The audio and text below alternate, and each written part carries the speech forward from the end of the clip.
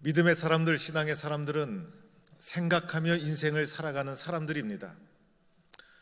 그런데 생각 중에서도 어떻게 하면 나의 인생을 의미 있게 살아갈 수 있을까? 어떻게 하면 나도 인생을 좀 더 뜻있게 살 수 있을까? 이렇게 생각하며 하나님 앞에서 살아가는 사람이 믿음의 사람들인 것입니다. 나는 하나님 앞에서 어떻게 인생을 살아가고 있는가? 지난 한 해를 돌아보며 나는 어떻게 살아왔는가? 앞으로 나는 어떻게 더 성숙한 모습으로 주님 앞에 살아갈 것인가? 끊임없이 자신을 돌아보며 하나님 앞에서 자신의 삶을 성숙하게 만들어가고자 하는 사람이 믿음의 사람인 것입니다. 성경에 보면 예수님의 청소년 시기에 대해서 성경은 잘 말하고 있지 않습니다. 오늘 말씀이 성경에 나와 있는 예수님의 청소년 시기에 대해서 말하고 있는 유일한 본문입니다. 청소년 시기는 참으로 중요한 시기입니다.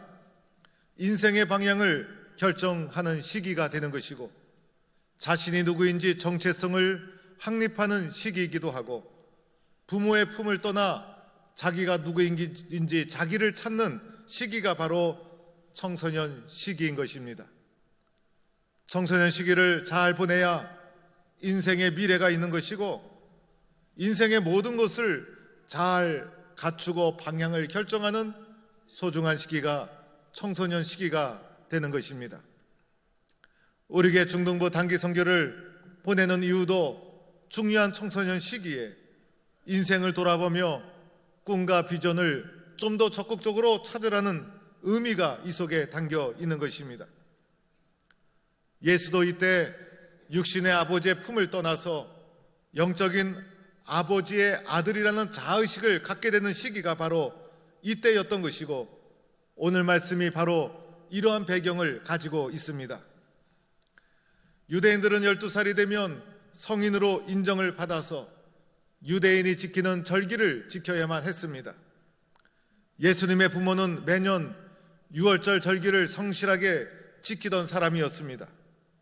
예수가 12살 되던 해에 유월절을 지키기 위해서 드디어 처음으로 청소년 예수가 예루살렘을 가게 됩니다.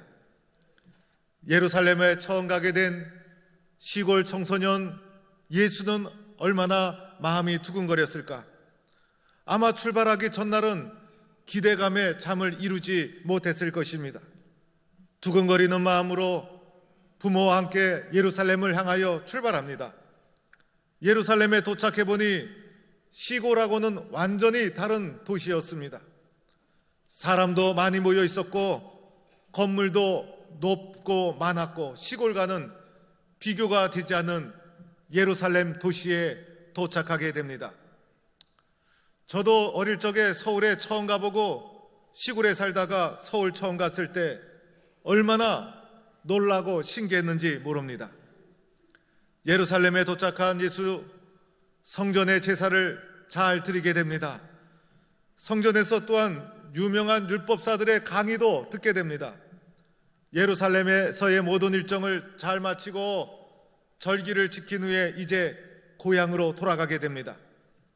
유대인들은 순례길을 떠날 때 여자를 먼저 보내고 나서 남자가 조금 늦게 뒤따라가는 것이 그들의 문화였다고 합니다. 그러다 보니 아이가 때로는 엄마를 따라갔는지 아버지를 따라갔는지 모를 때가 있었던 것이고 가족만이 가는 것이 아니라 일가 친척 그리고 동네 사람 모두가 함께 모여 순례길을 출발했다 다녀오는 것이기 때문에 때로는 아이가 어디에 있는지 잘 모를 때가 있다는 것입니다. 하룻길을 간 후에 찾아보니 어린 예수가 보이지 않았습니다. 예수의 부모는 친척 중에 찾아봐도 없었던 것입니다. 동행하는 사람 중에 찾아봐도 예수가 없었어요. 아무리 찾아도 어린 예수를 찾을 수가 없었습니다. 찾다 할 수 없이 예루살렘으로 되돌아가야만 했습니다. 예루살렘에 도착해서 이틀을 더 찾아 헤매게 됩니다. 아무리 찾아도 예수가 없는 것이었습니다. 이때 부모의 심정이 얼마나 염려가 되고 두려웠을까? 얼마나 불안했을까? 혹시 잘못된 것은 아닐까? 유괴된 것은 아닐까? 별의별 걱정을 다하면서 예수를 찾다가 마침내 사흘이 되어서 예수를 비로소 만나게 됩니다. 어린 12살 예수는 바로 성전에 그대로 있었던 것입니다. 예수는 성전에서 율법 선생들의 말씀을 듣느라고 정신이 없었던 것입니다. 학자들의 강의에 깊이 빠져들고 있었습니다. 밥을 먹는 것도 잊어버리고 가족과 집에 가는 것도 잊어버릴 정도였습니다. 말씀을 듣다 보니 말씀을 깨닫게 되고, 그리고 예수는 또한 질문도 하고 적극적으로 말씀을 들으면서 자그마치 사흘이나 시간 가는 줄 모르고 있었다는 것입니다. 모여서 말씀 듣던 사람들, 어린 예수가 말씀을 얼마나 은혜스럽게 받아들이는지, 그리고 질문할 때 말씀을 보니 얼마나 지혜롭게 말하는지 어린 예수를 보고 다 놀라고 있었다는 것입니다. 사랑하는 성도 여러분, 오늘 예수님이 예루살렘을 떠나지 않은 이유가 있었죠. 말씀에 대한 열정 때문이었습니다. 사흘이나 부모를 만나지 않아도 두려움이나 염려가 그 속에 하나도 없었어요. 이유가 무엇이었습니까? 그의 마음속에 말씀이 있었기 때문이었다는 것입니다.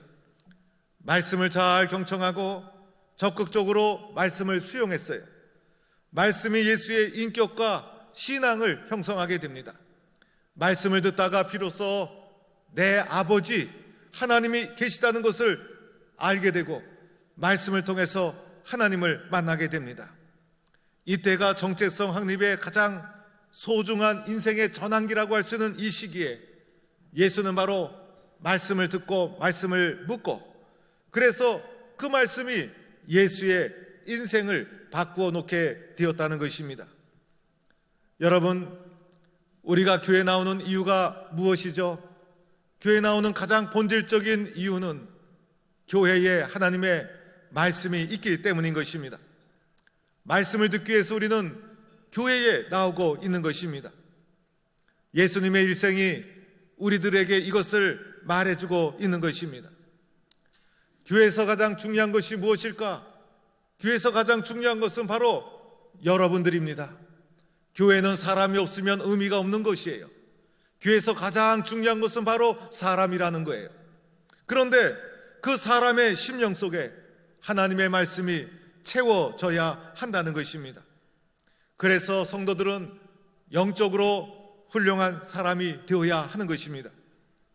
우리 동북교회가 교회는 하나님의 은혜 가운데 성도들이 한마음이 되어서 잘 건축을 했습니다. 우리 동북교회를 모르는 사람은 포항에 아무도 없을 것입니다. 그런데 동북교회 보니 성도들의 말씀의 수준도 천찮고 영성도 부족하고, 그리고 기도하는 사람도 적고 신앙의 수준도 낮다고 생각해 보시기 바랍니다.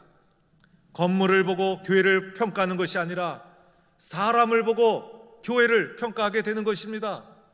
그래서 건물은 크지만은 그 안에 있는 사람의 말씀의 능력이 부족하면 세상의 조롱거리가 되고 마는 것이죠.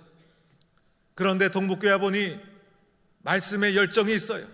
성도들의 눈동자가 다른 것이에요. 베레아 교회처럼 말씀을 진지하게 탐구하는 사람들로 모여 있어요. 말씀에 은혜 받고 말씀의 믿음을 가지고 훈련된 사람이 곳곳에 있습니다. 기도하는 사람이 살아 있습니다. 그러면 놀라운 역사가 일어날 것이고 세상이 두려워하는 하나님의 교회로 쓰여지게 된다는 것입니다. 우리는 예수를 영접하고 믿는 자가 되었어요. 믿는 자의 마음속에는 말씀이 들어 있어야 된다는 것입니다. 믿는 자는 말씀의 훈련을 잘 받아서 능력 있는 사람이 되어야 한다는 것이에요. 세상의 모든 문제는 말씀의 능력에서 크기가 결정되는 것이에요. 말씀의 뿌리가 깊고 능력이 있으면 세상에 두렵고 어려운 문제가 존재할 수가 없는 것이에요. 그러나 말씀의 뿌리가 약하면 작은 문제도 크게 보이는 것이고 연약한 교인으로 낙심될 수밖에 없다는 것입니다. 우리 교회는 말씀기도 양육, 알파코스, 1단계에서 4단계까지 양육과정, 그리고 여러 성경 공부, 예배, 기도회가 있습니다. 매 시간마다 철저히 훈련을 받고, 주님 나는 훈련받고 양육받아 말씀의 용사가 되어야 합니다. 그리고 예배 시간에도 말씀을 잘 경청해서 들을 때마다 아멘 아멘 하면서 나에게 주시는 말씀으로 수용을 하고, 그리고 기도도 열정적으로 기도하고, 개인적으로도 끊임없이 말씀 묵상, 기도 생활, 그래서 말씀의 용사가 되어서 하나님이 마음 놓고 사용하는 능력 있는 성도로, 세상을 변화시키는 하나님의 사람으로 쓰임받는 성도가 되기를 주의 이름으로 축원합니다. 이제 예수를 성전에서 사흘 만에 찾았으니 예수의 부모가 얼마나 반가웠겠어요. 그래서 예수의 어머니가 예수를 보자마자 아이야, 어찌하여 우리에게 이렇게 했느냐? 나와 내 아버지가 얼마나 너를 걱정하며 찾았는지 아느냐? 사흘이나 찾았으니 얼마나 속이 탔겠습니까? 그래서 어머니는 이렇게 근심하며 사흘 만에 찾은 예수를 반갑게 맞이합니다. 예수의 어머니는 참 인격적인 분이다, 이런 생각을 하게 됩니다.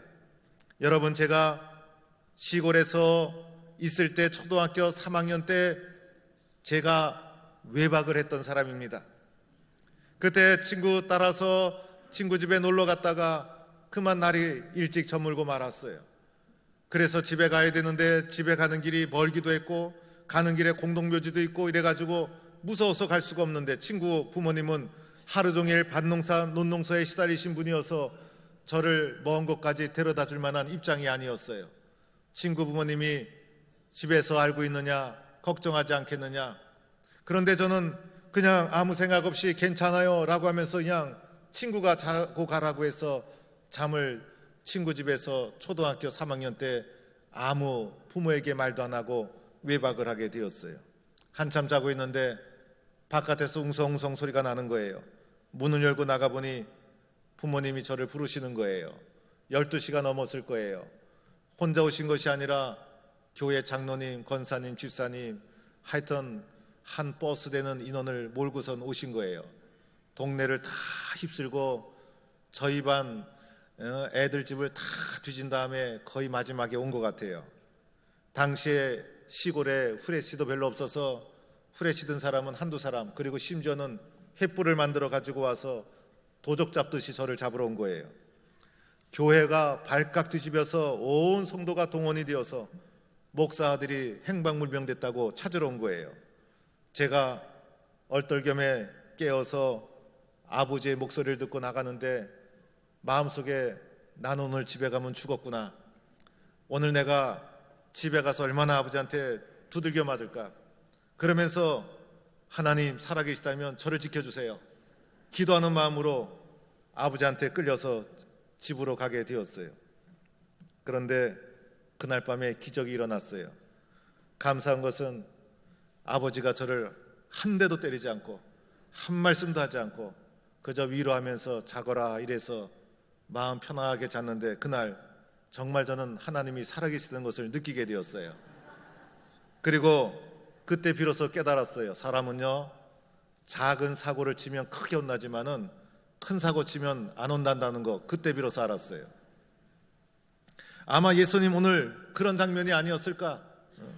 한 2시간 만에 찾았으면 예수님도 혼났을 텐데 사흘 만에 찾았으니 부모가 얼마나 기뻤을까? 그런데 예수님 뭐라고 대답하죠? 예수님께서 대답하시는 거, 어찌하여 나를 찾으셨나이까? 내가 내 아버지 집에 있어야 될 줄을 알지 못하셨나이까? 예수님의 말씀이 어린아이답지 않은 성숙한 모습이에요. 여러분 잘 생각해 보세요. 부모는 허둥댔지만은 예수님은 허둥대지 않았어요. 그러면서 예수가 내 아버지 집이라고 고백하죠. 무엇을 말합니까? 말씀을 듣는 중에 육신의 아버지도 있지만은 영적인 하나님 아버지가 있다는 것을 예수님이 깨달은 거예요. 그리고 그 하나님을 내 아버지 집이라고 부르고 있죠. 여러분, 내 아버지 집에 있으면 얼마나 편안합니까? 내 아버지 집에 있으면 불안하지가 않아요. 내 아버지 집에 있으면 염려가 없는 거예요. 그래서 내 아버지 집 이렇게 표현하고 있는 거예요. 그러면서 이렇게 말하죠. 내가 내 아버지 집에 있어야 될 것을 알지 못했습니까? 이 말은 내 아버지 집에 있어야 됩니다라는 장소의 개념도 있지만은 내가 이제 내 아버지를 알고 내 아버지의 일을 해야 되지 않겠습니까? 라는 의미도 이 속에 담겨 있다는 것입니다. 12살 자신의 정체성을 확립해가는 소중한 시기에 예수님은 성전에서 말씀을 들으면서 말씀 중심, 내 아버지 집, 성전 중심의 믿음의 정체성을 뿌리내리고 있었다는 것입니다. 제가 말씀을 준비하는 가운데 국민일보에서 아주 은혜스러운 글을 하나 읽게 되었어요. 국민일보의 종교부 차장 되는 분이 자기 외할머니 장례식을 마치고 이제 할머니의 일생을 되돌아보며 글을 쓴 건데 저의 눈길이 그곳에 꽂히면서 제가 자세히 읽어보면서 저도 잔잔한 감동을 받았습니다. 자기 외할머니는 결혼한 지 3년 만에 남편이 한국전쟁 6.25 전쟁에 나가서 전사를 해서 자기 어머니가 맏딸이고 그리고 그 밑에 남동생이 있었는데 남동생은 유복자로 태어나서 그저 열심히 키웠는데도 몸이 약해서 시름시름 앓다가 40살에 그만 먼저 세상을 떠나고 말았다는 거예요. 그래서 평생 갑으로 사시면서 아들, 딸 키웠는데 아들은 먼저 천국 가고 자기 딸, 그러니까 이 글 쓴 사람의 입장에서는 자기 어머니 한 명을 키운 분이 자기 외할머니였다는 것입니다. 할머니가 사는 동네에 교회가 있었는데 할머니가 못 배우다 보니 교육열이 얼마나 강했는지 유치원에 자기 돌아가신 외삼촌과 자기 엄마를 일찍 보냈다는 거예요. 그러면서 교회와 가까이 지면서 지내면서 자기 어머니는 교회에서 운영하는 유치원에 다녔기 때문에 교회 안에서 신앙으로 성장해 왔고 할머니는 어찌된 일인지 교회 나오지 않다가 자기 어머니가 고등학교 다닐 때 늦게 교회를 나오기 시작하면서 그때부터 평생을 한 교회를 그 동네에서 잘 섬기면서 일생을 사셨다는 것입니다. 그 교회는 마을 사람들이 대부분 나오는 교회였대요. 그래서 마을 잔치나 교회 잔치나 비슷비슷했고 마을 사람들 문제 교회 문제였고 교회 문제가 마을 사람들 문제였고 그래서 마을 사람들이 그렇게 모이다 보니 이 사람들이 다 가족 같은 사람들이었다는 거예요. 그래서 교회 일에 다 열심 내고 동네 일에도 열심 내고 그리고 서로가 집안마다 숟가락이 몇 개인지 저 집에 무슨 일이 일어났는지 서로가 오랫동안 한 교회를 섬기면서 잘 알고 있어가지고 사소한 일도 서로가 다 나누고 사소한 일 갖고 서로가 의존하고 그러면서 살아가는 동네였다는 거예요. 그런데 할머니는 교회 일에 참 열심히 했대요. 교회 일에 얼마나 충성했는지 교회도 제일 먼저 달려가고 그리고 목사님이 신방 갑시다 이러면 한 번도 거절한 적이 없었다는 거예요. 교회 봉사도 누구보다도 열심히 참내었고 내일처럼 교회를 섬기고 내일처럼 성도들을 살펴주는 할머니 권사님이셨다는 거예요. 목사님이 신방 가자 해도 거절한 적 없고 또 교회 나와서 목사님께 이사하고 나서는 목사님 손을 꼭 잡고 그 손을 자기 얼굴에 비비대면서 어린아이처럼 기뻐하셨던 할머니의 모습을 쭉 써놨더라고요. 할머니 장례식을 치르면서 할머니가 일찍 가부가 되어서 고난의 시대, 가난한 시절, 어렵고 힘든 그 삶의 무게를 어떻게 연약한 할머니 혼자 견디며 살아왔을까? 할머니 장례식에 참여해서 할머니 인생을 되돌아보니 비로소 깨닫게 되었다는 거예요. 할머니에게는 평생을 함께하는 교회가 있었고 평생을 함께 삶을 나누는 사랑하는 성도들이 있었기 때문에 그 힘들고 어려운 삶의 무게, 고난과 가난과 어려움 삶 속에서도 할머니는 웃음이 있었고 행복이 있었고 그리고 열심히 삶을 헤쳐나갈 용기가 있었고 할머니에게는 평생을 함께하는 교회와 성도가 있었구나. 그래서 우리 할머니의 삶은 행복한 삶이고 복 있는 삶을 사셨다. 그러면서 동시에 오늘 교회는 가족이 되고 있는가? 이런 질문을 던지는 잔잔한 감동을 주는 글이었습니다. 사랑하는 성도 여러분, 연말이 되면 저에게 가끔 전화를 한다든지 목사님 만납시다 하시는 성도들이 있어요. 그런데 다른 때는 괜찮은데 제가 교회를 수년간 섬기면서 오랜 연수가 쌓이면서 연말이 되어서 갑자기 성도들이 저를 찾아오고 전화가 오면 제 가슴에 기쁨이 솟아오기보다도 무슨 일이 일어날 것인가, 뭐 때문에 만나자 하는 것인가, 염려하는 마음이 더 크게 올라오는 것을 느끼게 되었어요. 만나보면 안 그런 분도 있지만은 대부분이 목사님 올해는 봉사를 그만 쉬겠습니다. 목사님 다른 사람한테 일을 맡겼으면 좋겠습니다. 목사님 올해는 구역장 여러 가지 사정 때문에 내려놓겠습니다. 이렇게 말하는 분들을 만나게 됩니다. 그러면 저는 그분을 달래주고 열심으로 충성할 것을 격려하고 기도해주고 돌려보냅니다. 그런데 가끔 더 힘든 분을 만날 때가 있어요. 그것은 교회에서 이런 속상한 일이 있었어요, 또는 이런 일이 있었어요, 이런 일 때문에 여러 가지 핑계를 대면서 교회를 떠나겠다는 사람을 만나게 됩니다.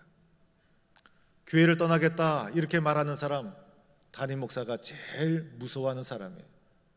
그런 분을 만나게 되면 제가 마음이 답답하고 그분이 말할 때 그분의 말이 귀에 잘 들어오질 않아요. 그분의 말이 제 귀에 잘 들어오지 않고 그런 말을 듣는 순간부터 제 마음속에는 하나님이 저에게 이런 마음을 주세요. 김 목사야, 내가 얼마나 목회를 못했으면 양들이 떠나느냐. 김 목사야, 내가 얼마나 기도를 안 했으면, 내가 얼마나 사랑하지 못했으면 양들이 떠나느냐. 물론 그분은 여러 가지 상황을 얘기해요. 그런데 그 말을 듣는 담임 목사의 심정은 모두가 내 탓이요 라는 심정이 되면서 마음이 까맣게 타들어가고 너무너무 힘든 경우를 만나게 됩니다. 그래서 성도님, 동북교회 떠나지 마시고 계속 저와 함께 신앙생활 합시다. 여러 가지로 권면을 합니다. 권면을 하는데 그분이 예하면 은혜스럽게 대화가 딱 끝나는데 그분이 이제 아무리 권면을 해도 고집을 굽히지 않아요. 그렇게 되면 제 마음속에는 은근히 섭섭한 마음이 들어오고 그때부터 저도 사람인지라 은근히 화가 나기 시작합니다. 그래서 그 성도님께, 성도님, 동북교회 떠나면 행복한 줄 아십니까? 동북교회 떠나면 심리가 뭡니까? 오리도 못 가서 발병 날 수 있습니다. 그리고 동북교회 떠나면 눈물을 흘리며 후회하게 될 것입니다. 우리 동북교회가 얼마나 은혜스러운 교회입니까? 우리 교회 같은 교회 절대 만나지 못할 것입니다. 제가 새벽마다 우리 교회 떠난 집사님 행복하게 신앙생활 하면 안 된다고 기도할지도 모릅니다. 절대로 떠나지 마십시오라고 얘기하고 싶지만은 속으로만 말합니다. 그러면서 권면하고 기도하고 함께 신앙생활할 것을 권면하고 돌려보냅니다. 오늘날 한국교회 문제 중에 하나가 쉽게 교회로 옮기는 거예요. 다퉜다고, 속상하다고, 갈등이 일어났다고 쉽게 교회를 옮기면서 자기 중심으로 교회를 옮기게 됩니다. 그런데 한국교회를 오늘 만든 것은 일생을 통해서 한 교회를 섬겼던 충성스러운 그 충성심이 오늘 한국교회의 바탕이 되었다는 사실을 기억하셔야 합니다. 우리나라는 유교와 불교와 그리고 무속신앙으로 점철된 이 나라 이민족 위에 복음이 전해지고 교회가 세워졌을 때 이 교회를 건강하게 세우기 위해서는 교회를 평생을 통해서 섬기는 일꾼들이 필요했던 거예요. 그래서 교회를 지키기 위해서 장로를 세우고 권사를 세우고 항존 직분자를 세웠던 거예요. 한국만이 가지고 있는 제도를 통해서 교회를 건강하게 지키고, 그래서 성도들은 평생을 한 교회를 섬기는 것을 영광의 면류관으로 알고 달려갔던 것이 한국교회의 신앙의 뿌리요 신앙의 전통이었다는 것입니다. 오늘 예수님께서 소중한 개념을 말하고 있죠. 내 아버지 집, 성전은 내 아버지 집이라는 거예요. 내가 섬기는 이 교회가 내 아버지 집이다. 내가 섬기는 이 교회가 내 아버지 집이다. 평생을 순종하며 달려가는 삶이야말로 가장 복되고 영광스러운 삶인 줄로 믿습니다. 사랑하는 성도 여러분, 우리는 어쩌면 영적인 청소년 길을 지나고 있는지도 모릅니다. 믿음의 사람들은 항상 배우는 사람입니다. 예수님께서 청소년 시기에 말씀을 듣고 성전을 붙잡고 하나님의 말씀을 붙잡고 하나님의 성전을 내 아버지라 붙잡고 이 말씀과 교회, 양기둥을 붙잡고 주님 앞에 살아왔듯이 오늘 우리도 말씀과 교회, 이 양기둥을 꼭 붙잡고 믿음의 길을 최선을 다해 달려간다면 나를 통해서 놀라운 역사가 일어나게 될 줄로 믿습니다.